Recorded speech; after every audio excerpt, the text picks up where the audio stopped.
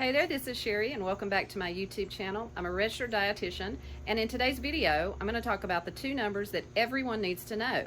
And this is going to be applicable for people who are trying to lose weight, but also for people who are happy at their current weight. They want to maintain that weight, they don't want to gain any weight. So keep watching.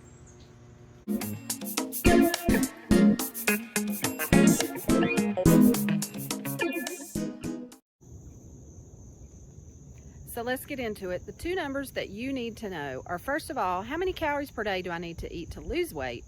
And secondly, how many calories do I need to eat every day to maintain my current weight? I'll use me as an example. I know my two numbers. I need 1,500 calories per day if I'm trying to lose weight, and I need 2,000 calories per day if I'm trying to maintain my current weight. Let me tell you how I use those numbers and how I recommend my clients use those numbers. First of all, I have them memorized. I have them committed to memory. I know them, and I find that really helpful when I look at restaurant menus that have the calorie content on them.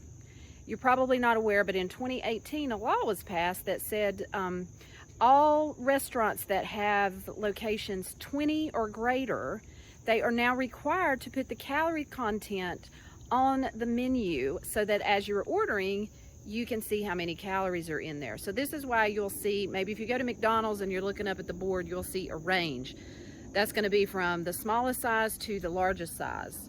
But on some restaurants, you don't see that. And the reason for that is because they have less than 20 locations. So by law, they are not required to do that. And I hate that because I love supporting the mom and pop. I mean, I own a mom and pop business. And I love supporting the little guy.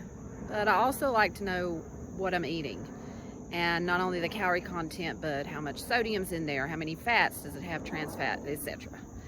So that is the reason for some restaurants having calorie contents on the menu and some restaurants not having it. All right, so how do I use that? How else? If I know if I'm in a period where I'm actively trying to lose weight, then I will log my calories. Many years ago, I used to log them just on a piece of paper.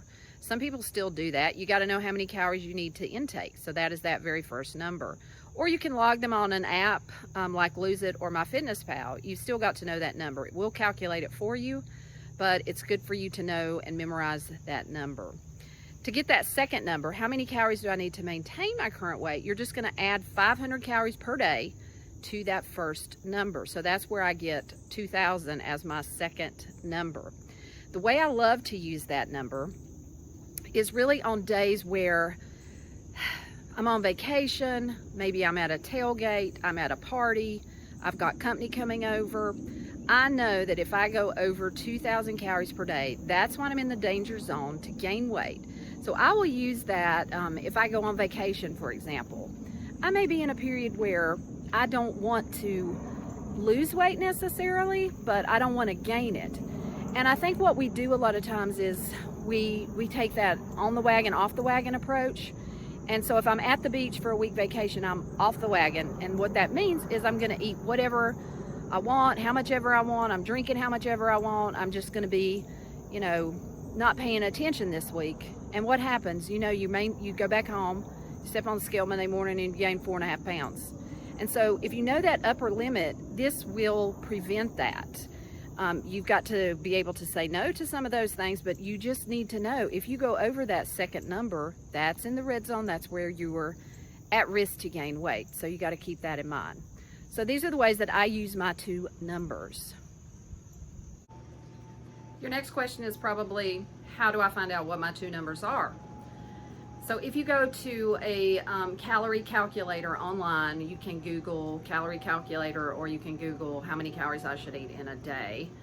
There will be some calculators there where you put in various factors. You can do that, and that will certainly get you in the ballpark. If you don't want to spend any additional money, I would start there. So let's say you do that and it comes up 1,800 calories. Well, then I'm going to start tracking my calories with a fitness app or calorie counter, and I'm going to stick it at 1,800 calories. So if I do that for at least a month and I'm pretty accurate with it and I stick within those guidelines and I've only lost 0.3 of a pound, then I know that's too high.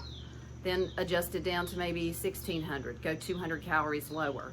And then you just play around with it until you find your calorie level for weight loss. Once you've got that calorie level for weight loss, You just add 500 calories per day to it to get that second number, which is how many calories you need per day in order to maintain your current weight. That's what I would suggest. You can do metabolic testing. I'm going to put some more information about metabolic testing down in the description.